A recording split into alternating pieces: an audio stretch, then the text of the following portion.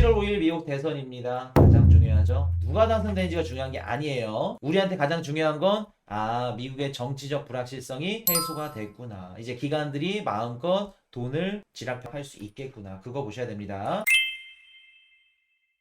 자, 미국 내구재 주문 전월 대비 지표를 봤더니 마이너스 0.8 살짝 빠졌네요. 일단은 미국의 내구재 주문 뭐 크게 중요하진 않아요. 제조업체이기도 하지만 미국 경기에 좀 바로미터라고 할 수 있는 부분이 내구재 주문 수주 지표입니다. 그래서 만약 내구재 주문이 늘었다 그러면 미국에 있는 공장들이 활발하게 돌아가는구나 라는 걸 알 수 있는 부분이죠. 물론 미국은 제조업이 중심이 아니기 때문에 서비스업이기 때문에 크게 중요하진 않을 수 있어요. 근데 지금 제가 이렇게 보는 이유는 뭐냐면 예를 들어서 내구재 지표가 좀 감소했어. 많이 예상보다. 그럼 지금 시장에서 어떻게 읽을 수 있냐면 우리가 대선 불확실성 11월 5일 전까지는 기관들이나 글로벌 헤지펀드나 얘네들이 자금을 안 넣는다. 미국 주식에 투자를 안 한다. 배웠죠. 왜? 해리스가 당선되면 어떤 주식이 좋을지 트럼프가 당선되면 어떤 주식이 좋을지 몰라. 그렇기 때문에 11월 5일 전까지는 일단은 대기, 스탠바이 하는 겁니다. 내구재 수주도 마찬가지예요. 기업들이 그 해리스가 당선되는지 트럼프가 당선되는지에 따라서 어떤 섹터들이 좀 경제가 활발해질 거고 정부의 재정 정책이며 지원 정책을 받을 수 있을지 모르기 때문에 내구재 수주나 뭐 주문 양도 보통 감소를 합니다.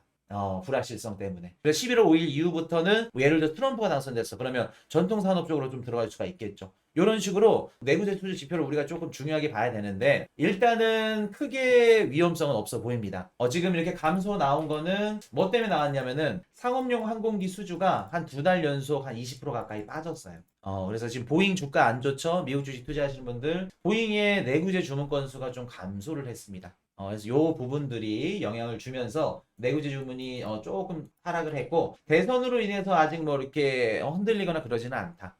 라는 거 말씀드리고 넘어갑니다. 자, 소비자 심리지수 반년 만에 최대치 금리 인하 훈풍이다. 자, 일단은 지금 금리 인하 50bp 내렸으니까 일단 소비자 심리지수 좋습니다. 미국의 소비 지표 좋고요. 금리도 떨어지고요.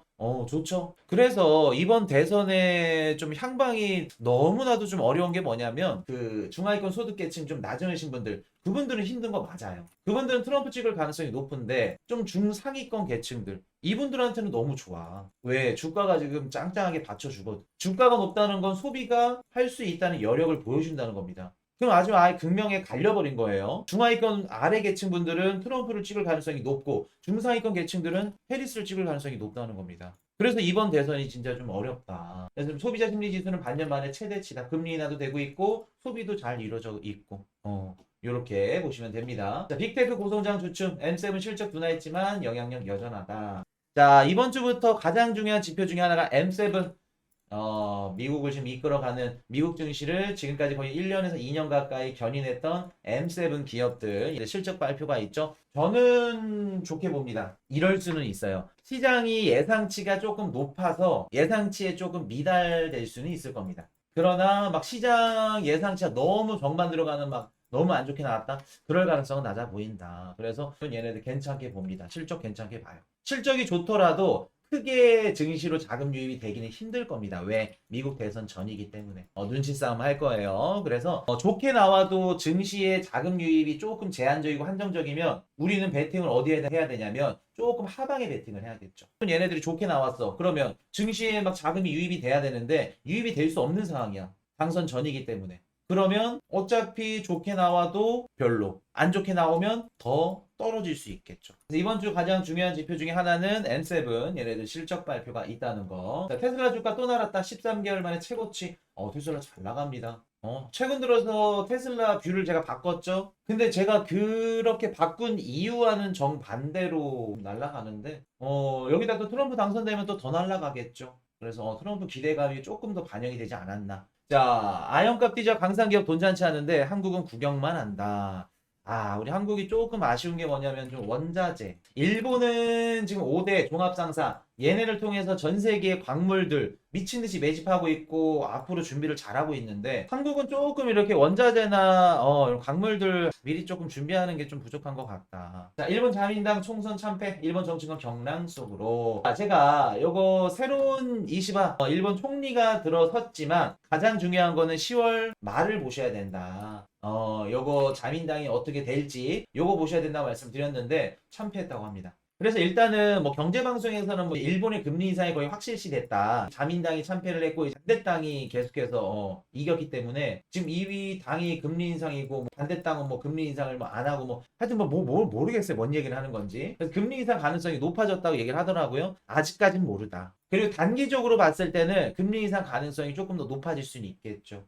왜냐면 어찌됐든 간에 BOJ 총리도 그렇고 그 새로운 이 정권도 그렇고 금리 인상을 통해서 국민들의 어떻게 보면 좀 민심을 조금 안정화시켜주는 게 맞는 거기 때문에 금리 인상을 해주는 게 맞다. 그러나 10월 31일 날에는 섣불리 금리 인상하기에는 힘들 거다. 엔비디아 인도 기업의 블랙웰 공급. 요거 기사를 보시고 어떤 생각이 드셨어요? 요거 기사를 보시고 어떤 생각이 드시나요? 엔비디아가 인도한테 블랙웰을 준다는 게 무슨 뜻일까? 미국이 지금 보여주는 거죠. 우리랑 친하게 지내면 너네 반도체 받을 수 있어. 대신 중국한테 줄을 쓴다. 너네 반도체 못 받는다. 지금부터 들어가는 겁니다. 그러면 브릭스에 속한 인도가 주도적으로 입김을 내세울 수 있을까? 으쌰으쌰 하자. 러시아야 중국아 우리 같이 브릭스 힘 합쳐가지고 사우디랑 같이 한번 해보자. 얘기할 수 있을까? 안 된다는 겁니다. 어쩔 수 없죠. 미국을 봐야겠죠.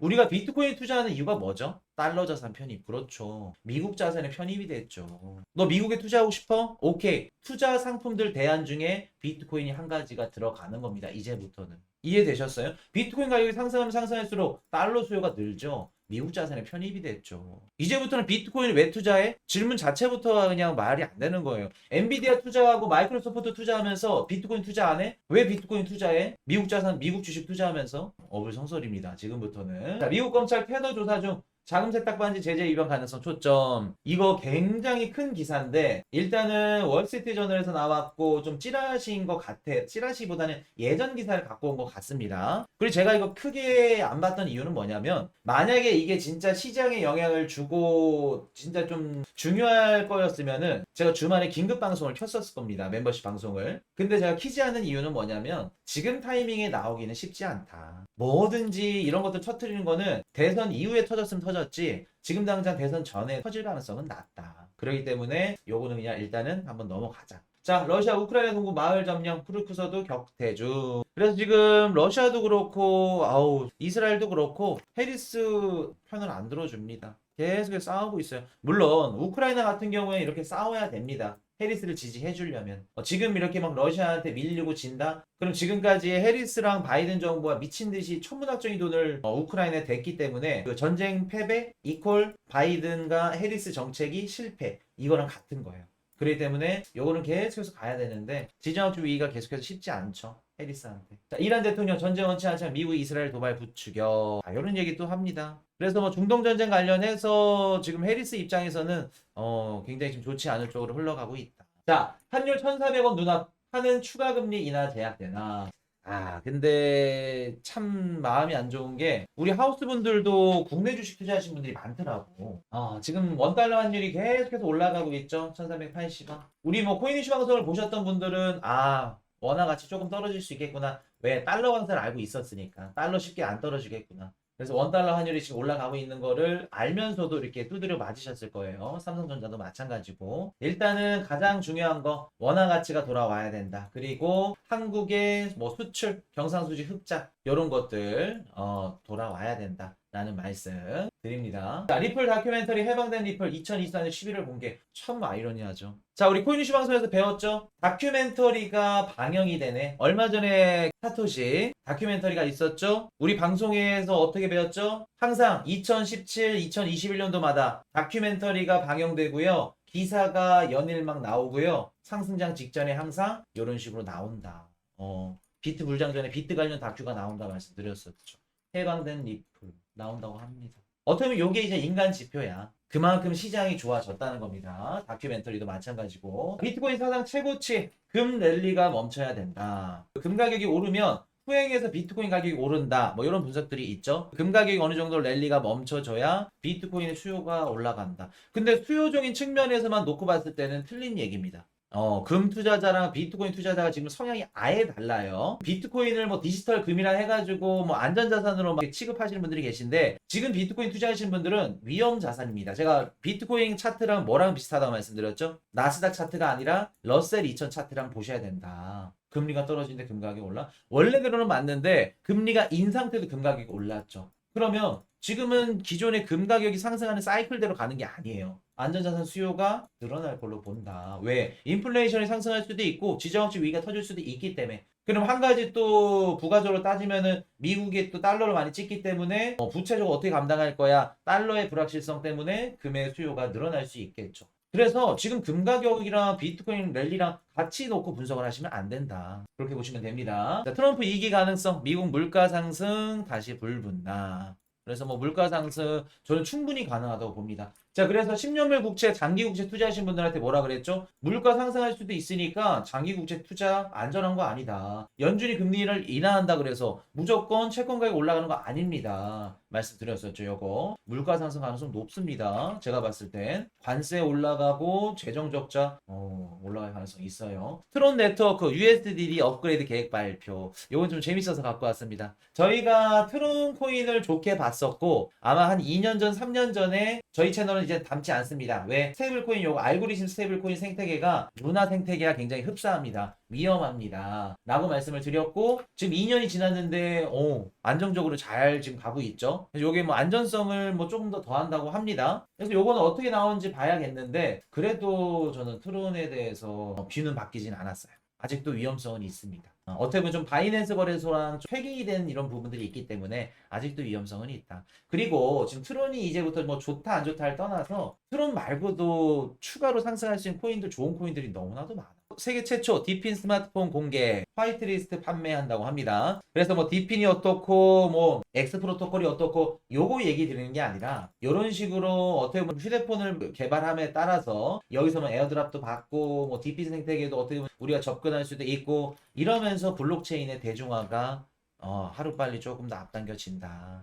그렇게 보시면 될 것 같아요. 블록체인의 대중화 이렇게 보시면 됩니다. 자, 신한 배달앱에서 하는 디지털 화폐로 결제. 자, 이렇게 보시면 신한은행 배달앱에서 하는 디지털 화폐로 결제가 된다고 하죠. 그래서 우리 한국은행도 디지털 CBDC 디지털 원화가 되겠죠. 요거 테스트를 한다고 합니다. 요거는 굉장히 긍정적이다. 자, 마이크로 스트래티지 주가 245달러 돌파, 25년 최고가 또 경신. 제가 한 2, 3주 됐나요? 멤버십 방송에서 마이크로 스트래티지 담으시면 좋을 것 같다고 말씀을 드렸었죠. 수익 보신 분들 축하드립니다. 그래서 지금 또 뭐 댓글이나 이렇게 말씀들 하시는데 한 가지 말씀드리면 아직 시작도 안 했어요.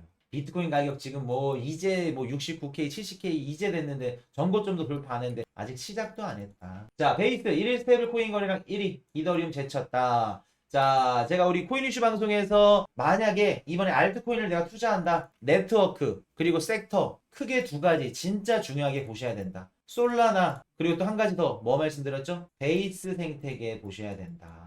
말씀드렸던 거 기억하실 겁니다. 그래서 올해는 알트코인들 진짜 잘 선택하셔야 돼요. 아마 그래서 지금 11월 달에 나오는 저희 알트코인 강의도 불장 종결반인데 이름이 거기에 이제 모든 알트코인들이 다 들어갑니다. 제가 이제 그 엄선된 것들. 그래서 기다리시는 것 같아. 근데 만약에 올해 100개 알트코인이 있다 그러면 상승하는 코인들은 한 20개 정도밖에 안 될 겁니다. 한정적일 거예요. 17년도처럼 막 다 올라가는 거, 21년도 50개 올라가는 거 그렇게 안 올라가요. 그러면 시장에서 뭐를 원하는지, 어떤 거를 좋아하는지, 수요가 어디에 많이 몰려 있는지, 그런 것들 우리가 알고 있어야 됩니다. 재미있고, 수익성이 있고, 커뮤니티 형성화되어 있고, 이런 것들을 우리가 선택할 수 있어야 된다. 베이스 눈여겨보셔야 됩니다. 자, 비트코인 ETF 플로우 보시면 4억 달러 들어왔습니다. 이러니까 70K 올라가지. 금요일날 미국장 마감할 때 4억 달러 유입됐으니까 당연히 월요일날 미국장 열리면은 70K 말아 올라가야겠죠. 요거는 안 봐도 비디오예요. 자, 이더리움 ETF 뭐 2천만 달러인데 크게 의미 없습니다.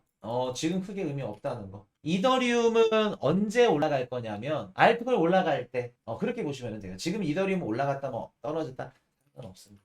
크게 걱정할 필요 없다는 거. 자, 미국 30일 국내 총생산 발표됩니다. 3분기 속보치 발표되죠. 저는 3%보다 조금 더 높게 나올 수도 있다고 봐요. 낮게 나오더라도 2.8, 3.0 요 정도면 미국 경제 좋구나. 롱이라는 거. 금리 결정 동결될 가능성 높습니다. 30일이나 유료전 소비자 물가에서 지나치고 근원개인 소비시 크게 걱정할 필요 없다는 거. 30일날 신규 실업자 청구 건수 발표되고 한 가지 11월 1일이 이제 미국 실업률이랑 비농업고용지수가 발표가 되는데 요게 조금 왔다 갔다 할 수 있을 것 같아요. 일단 비농업고용지수. 요게 이제 왜 그러냐면은 제가 이제 1일날 변수가 있을 가능성이 뭐냐면 미국에 허리케인이 발생을 했죠. 태풍이 있었습니다. 그리고 보잉에서 파업이 있었죠. 그리고 미국 노동부 기준에서 1000명 이상이 참여한 4건의 파업이 4만 4천 개 가까이가 좀 일자리에 영향을 줬어요.